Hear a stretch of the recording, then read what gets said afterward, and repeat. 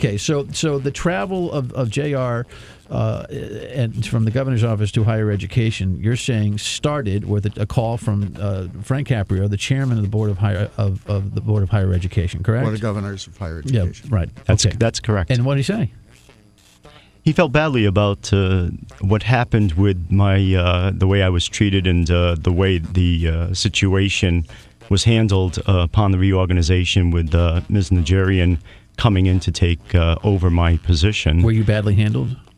Well, it was sudden and it was a little shocking, and I felt it was unjustified. So he knew about your situation without you inquiring to that particular department in the state employ, correct? Absolutely.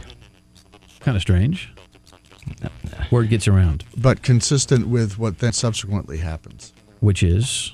Well, the subsequent part is that when JR leaves the Board of Governors position, he leaves because the funding for his position evaporated. And the nature of the judge's inquiry or call to you, like, hey, JR, I can create a job for you, or we got this important job that we need filled. What was the nature of the conversation?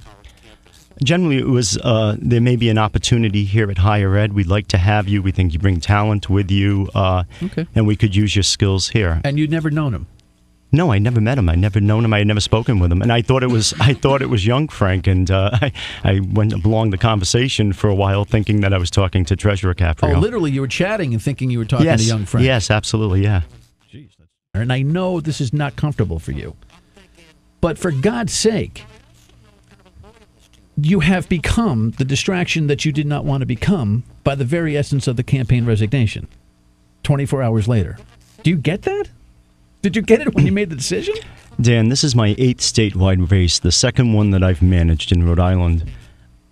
Campaigns are a team effort. There are a lot of people behind Yorke Pagliarini who've been working tirelessly for the past 10 months or more to get Link Chafee elected. We are in the most intense period of this campaign. It's a very close campaign. This is the microwave period. And if I, for whatever reason, was going to be an obstacle towards Link Chafee in the last 17 days being able to get his message of job creation and ending corruption and cronyism in Rhode Island to the voters, then I was willing to, if you will, proverbial, fall on the sword, step aside, and allow him that opportunity. Did you make the decision yourself? Yes, all by yourself? Absolutely. Well, forward. You really feel like there's been something egregious that's happened absolutely. here? The federal and state violations, the fact that the governor's already asked the state police to conduct an investigation, I think there are serious federal violations here, and we really should find out who's leaking information that is highly confidential. And you're furious over Social Security numbers. Social Security number, my bank routing number, and my home address are on those documents, and that has me infuriated. Mike Traynor yesterday called on the Caprio campaign to disassociate itself from any involvement in this. Frank yesterday and his campaign manager said, first we've heard of it, was the story being aired, of your resignation at least. You buy it?